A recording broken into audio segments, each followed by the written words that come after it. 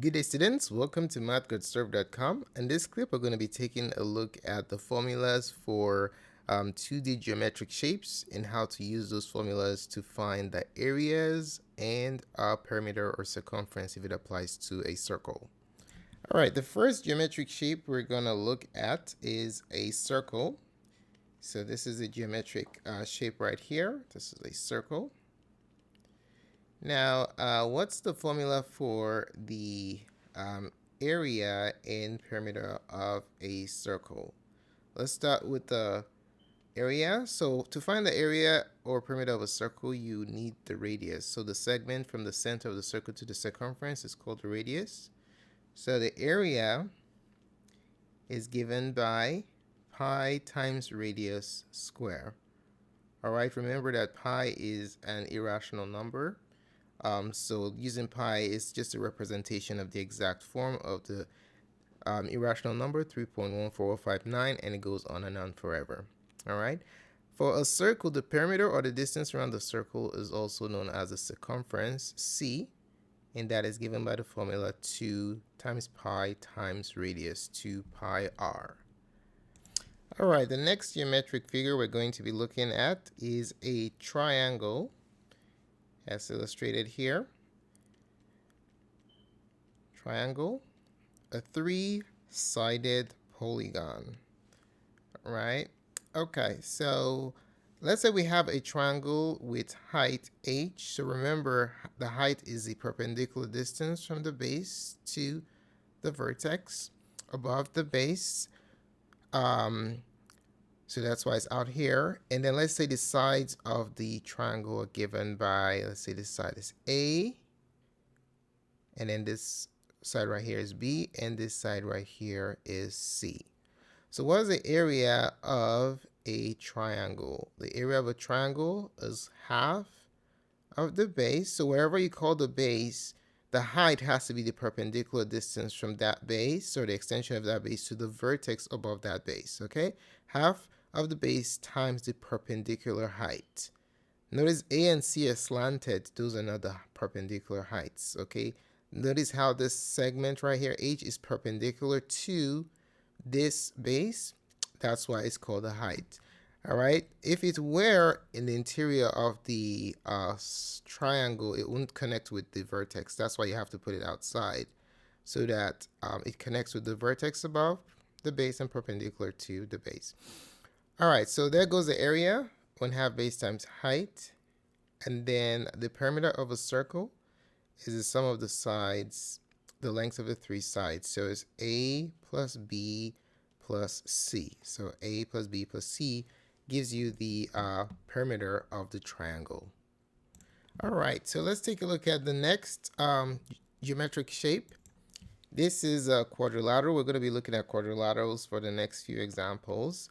So this quadrilateral is a regular quadrilateral, which basically means that all the sides are congruent and all the angles are congruent. It is equiangular and equilateral. What kind of quadrilateral is this? This is a square. All right.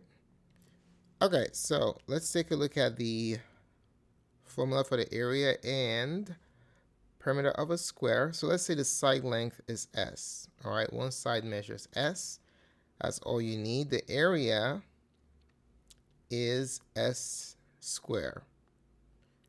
And then the perimeter is the distance around the square. So they're going to be 4 S's that you add into each other. So if you add S 4 times, it can be written as 4 times S.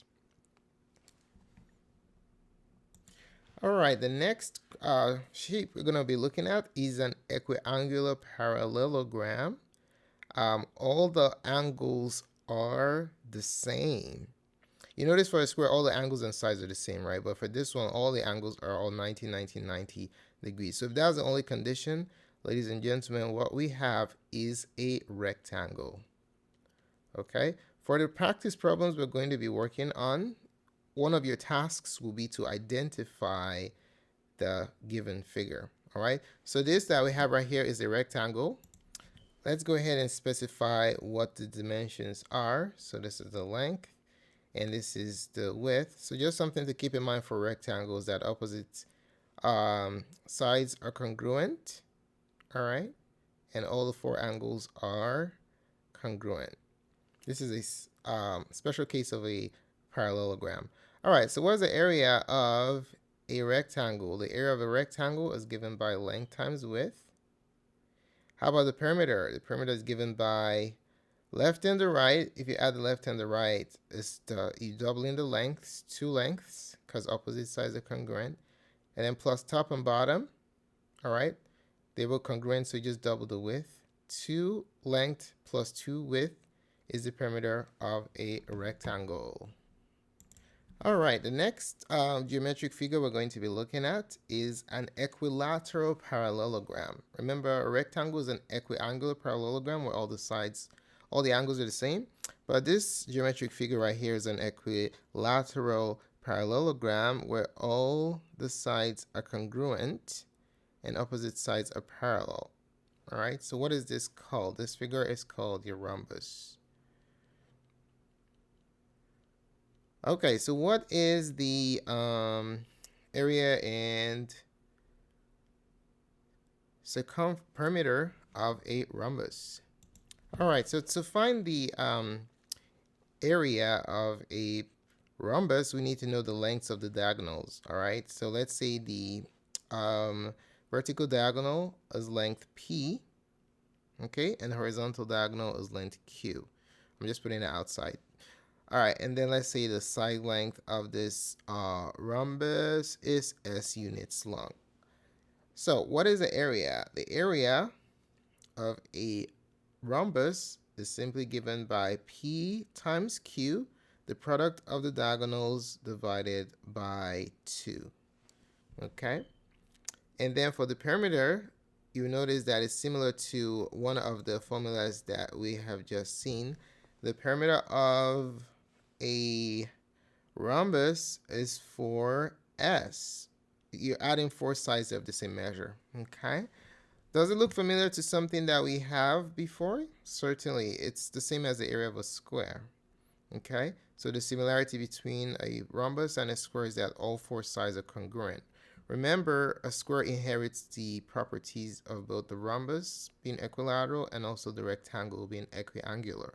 That is why it's a regular quadrilateral. Okay? All right, let's take a look at the next one. All right, the next geometric figure we're going to be looking at is a quadrilateral, but this one has 2 distinct pairs of adjacent congruent sides. Okay? So the first distinct pair of congruent sides adjacent to each other are the pairs on the top. So these 2 sides are congruent to each other. And then this other pair, they're distinct in their length measures, but they're also congruent to each other. They're distinct from the other 2. So the 2 bottom sides are congruent to each other. All right, so what quadrilateral is this with 2 distinct pair of adjacent congruent sides? This is known as a kite. Okay, so what is the formula for the area of a kite? And also the formula for the perimeter of a kite. So let's go ahead and specify. We need to determine the diagonals. Just like the rhombus, we need the vertical and horizontal diagonal measures. All right, so let's call the vertical diagonal, let's say that has side the lengths P for the vertical diagonal, okay, and then the horizontal diagonal, this diagonal that goes across here, let's say that has measure Q. All right, and then the side pairs on the top, let's say it's A, so this is A right here, so this will be A also, and this is B. Okay, so what is the area of a kite? The area of a kite is given by P times Q over 2. Does that look familiar to you? Yeah, the same formula as the area of a rhombus. Okay? All right, and then the perimeter of a kite is given by the 2 sides on the top that equal measures. A plus A, that's 2A, and then the 2 sides on the bottom of the horizontal diagonal, they're equal measures, that's 2B, so 2A plus 2B. All right, the next geometric figure we're going to be looking at is a quadrilateral with exactly one pair of parallel sides. Okay, this geometric figure is known as a trapezoid. Trapezoid. Okay, so what is the formula for the area of a trapezoid and also the perimeter? So let's say the top is A and B, the parallel sides, and then you have C at one of the slant sides, and then D, the other slant side, and then the perpendicular height, just like we had with the triangle up there, let's say that one is H. The perpendicular height is H. Okay, so notice perpendicular distance from the base to the other base, the perpendicular distance between the two bases. Not the slant height, we're looking at the perpendicular heights. Okay, very important. Now, the area is 1/2 the sum of the parallel sides, A plus B, times the perpendicular height H, not D or C. Okay, perimeter is the distance around top and bottom is A plus B, and then left and right plus C plus D. All right, let's take a look at one more. All right, so for this one, we're going to be looking at the area and perimeter for an n-sided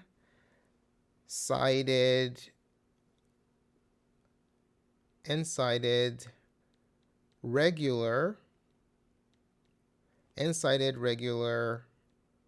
polygon. Okay, also known as an n-gon. All right, so we're just going to look at a specific case, but this can be extended to all polygons. All right, so the particular or regular polygons. So the particular case we're looking at here is a hexagon. Okay, with 6 sides. This can also be applied to squares. It can be applied to equilateral triangles. It can be applied to pentagons, septheptagons, on and on and on. All right. All right, so what makes a regular polygon? A polygon is regular if it's equilateral and equiangular, just like a square. So in this particular case, we're looking at a regular hexagon because all the angles are the same and all the side measures are the same. Okay, so this segment right here is called the apotheme, the distance from the center to the midpoint of any of the sides. And then let's say the side length of this regular hexagon is S units long. All right, so the formula for the area of any n-sided regular polygon is 1/2 times the apotheme times the perimeter. All right, it can also be written as 1/2 times the apotheme times the perimeter. The perimeter is the number of sides times the length of one side, since all the sides are the same measure, right? So number of sides is n times the length of one side, which is s. All right, the perimeter of a regular n-gon, n-sided polygon, regular polygon, is given by ns that we have right here, the number of sides times the length of each side. All right, so these are all the formulas we're going to be looking at. We're going to take a look at some example problems where we're going to apply these formulas in finding the area and perimeter of these 2D geometric shapes. Actually, before we get started, let's take a look at one more formula. So in this particular case, we're going to be taking a look at a quadrilateral where opposite sides are parallel. Okay, so what kind of quadrilateral has opposite sides parallel? Well, that quadrilateral is known as a parallelogram. Okay, so let's go ahead and write down the name, parallelogram. Okay, so what is the formula for the area and perimeter of a parallelogram? So for this parallelogram, another thing to keep in mind is that opposite sides are congruent. All right, so let's say this is B and this is A, and the perpendicular height is H. So what is the area of a parallelogram? Area of a parallelogram is the base times the perpendicular height to that base, h. And then the perimeter is given by 2a, left and right, plus 2b, top and bottom. All right, let's take a look at some examples. Instructions are for us to identify the given shapes, then find the area and perimeter. Okay, so the first shape that we have here, this, for number one, the shape here is a circle. In order to find the area and the circumference, we need the radius. So the segment from the center to the circumference is known as the radius. In this case, the radius is 3. Okay, so the area for a circle is pi r squared. We're just going to plug in 3 into that, and then we're going to have pi times 3 squared. And then when we simplify, 3 squared is 9. So 9 pi is the area of this circle. All right, let's go ahead and find the circumference. The formula for the circumference of a circle is 2 pi r. R is 3. We plug that into the r position. So it's going to be 2 times pi times the radius of 3. Okay, multiply the two integers together. 2 times 3 is 6. 6 pi represents the circumference of the circle. All right, let's move on to number 2. Here we have a quadrilateral where opposite sides are parallel and congruent. So if you have a situation where you have one pair of parallel and congruent sides, it automatically makes the quadrilateral a parallelogram. Okay, so the shape here, this is a parallelogram.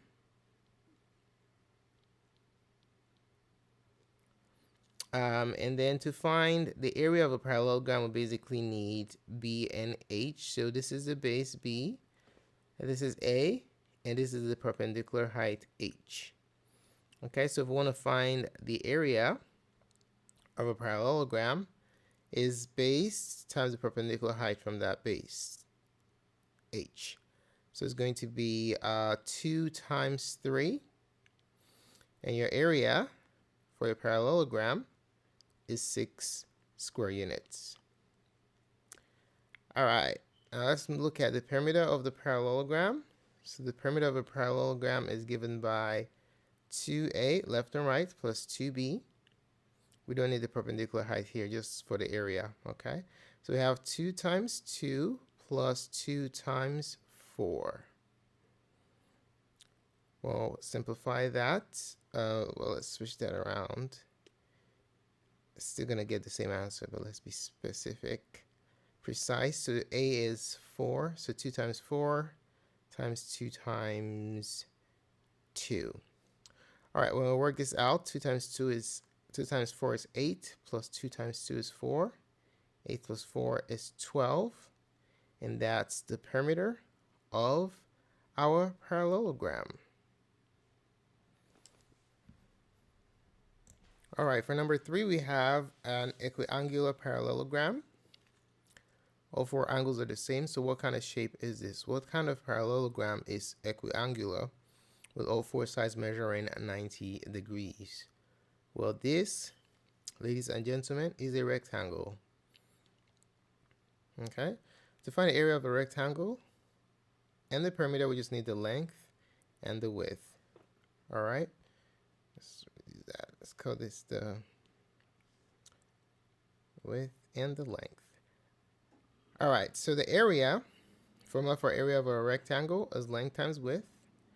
So let's calculate that. Just substitute. The length is 4 times the width, which is 9. 4 times 9 is 36. So your area is 36 square units for your rectangle. All right, what's the formula for the perimeter of a rectangle? It's double length, left and right, plus double width, up and down. So we're going to double the length, which is 4, and double the width, which is 9. 2 times 4 is 8. 2 times 9 is 18. 8 plus 18 is 26. And that represents the perimeter of our rectangle.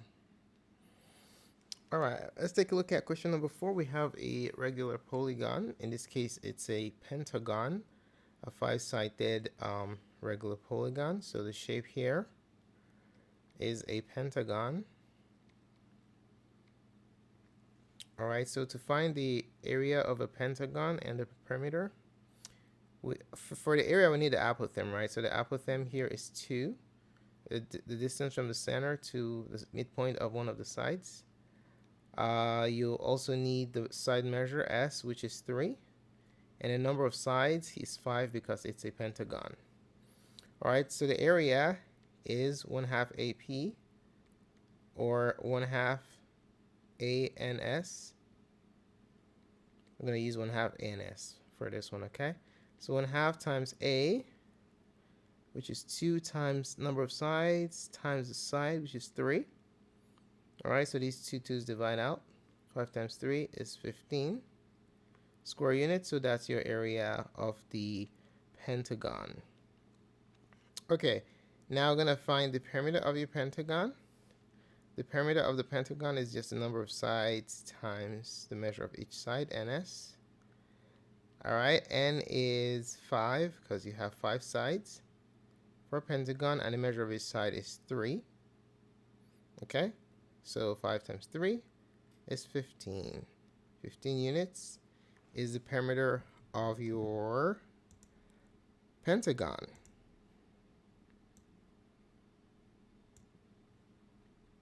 All right, we have a few more examples. Let's take a look at number 5. We have a regular quadrilateral. All right, all sides are congruent, all the angles are the same measure. So this is a square. All right, if you want to find the area and perimeter of a square, you just need the measure of a side, S, which is 4. Okay, so the area is S square. So just plug in 4. 4 square is 4 times 4, which is 16. And that's the area of your square. Next thing we need is the perimeter. The perimeter of a square is given by 4S. All right, S is 4, so plug that in. 4 times S, the measure of S is 4, so 4 times 4.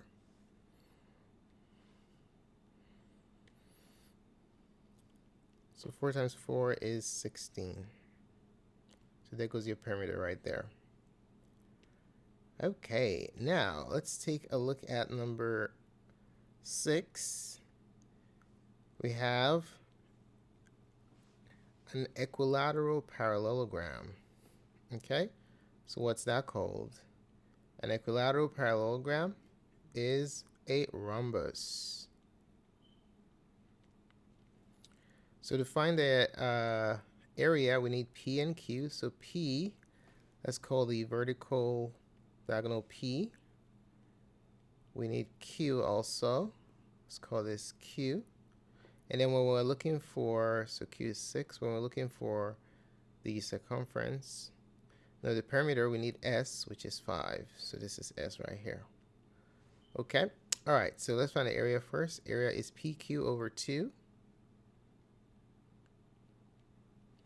Right, so P is 8, so 8 times 6 over 2.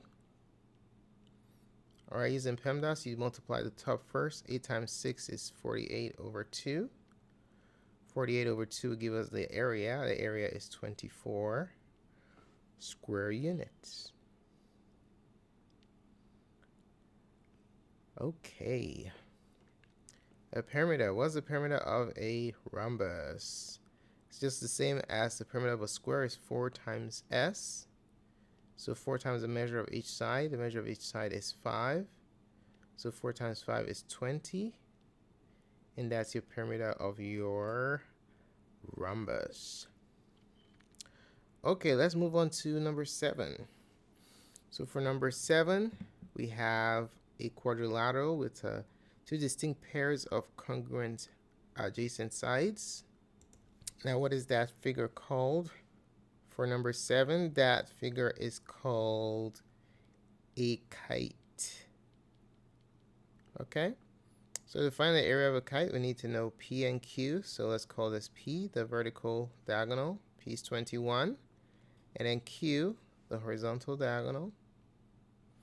Okay, and then we need the measure of A and B. So A is 10. So this right here is A, and this is B. B is 17. All right, so for the area is just like that of a rhombus. PQ over 2 is your area. When we plug in the measures, we have 21 times 16 over 2. 2 goes into 16 8 times, right? So our area is simply going to be 21 times 8. 168 is our area. Okay, let's go ahead and look for the perimeter. So the perimeter of a kite is 2a plus 2b. Just add in the measure of all the sides, all right? So we have 2 times 10 plus 2 times 17. 2 times 10 is 20, plus 2 times 17 is 34. When you add them together, you get 54 units for the perimeter of your kite. Okay, let's move on to question number 8. So in this particular figure right here, we have one pair of parallel sides. All right. What is the shape of a quadrilateral that has exactly one pair of parallel sides? It's called a trapezoid. All right. To find the area of a trapezoid, we need the measure of A, which is 4, and B, which is 7, the parallel sides, and we also need the height, the perpendicular height, which is 2. All right. To get the perimeter, we need C and D also. So C is 6 and D is 3. All right, let's find the area first. The area is 1/2 A plus B times 2, or times the height. Okay, so let's work that out. We're going to have 1/2 4 plus 7 times the height of 2. All right, so this 2 and this 2 cancel out. 4 plus 7 is 11 square units. The area of your trapezoid is 11 square units. Okay. All right. Next is the perimeter. How do you find the perimeter of a trapezoid? It's A plus B plus C plus D, just the sum of the measures of all the 4 sides. So 4 plus 7 plus 6 plus 3. Okay. See 4, 6, 10, 7, 3, 10. Add them together, you get 20 for your perimeter. All right, last but not the least, we have a 3-sided polygon. What is the name of a 3-sided polygon? It's called a triangle. All right, we all know that. To find the area, we need the base times the height. Notice I'm calling this the base right here, B, because the height is perpendicular to that segment, to the vertex opposite it. So this is going to be our H. And then to find the perimeter, we need A, B, and C. So A is 9, and C is 8. Let's do the area first. The area of a triangle is 1/2 base times height. Okay, so that's 1/2. The base is 3 times the height of 7. 3 times 7 is 21. So our area is going to be 21 over 2, or 10.5 in decimal form. All right, so there goes your area right there. And lastly, we need to find the perimeter of our triangle, which is A plus B plus C. All right, so the perimeter is going to be 9 plus 3, which is 12, plus 8, which gives you 20. 20 units is the perimeter of your triangle. Okay, so these are how to find the areas and perimeters of major 2D geometric shapes. Thanks so much for taking the time to watch this presentation. Don't forget to help support our channel with your likes and subscriptions. If you have any questions or comments, specify in the comment section below. You can find all the formulas and more examples at mathgotserved.com. Do check it out. Thanks again for watching. We'll see you in the next video. Goodbye.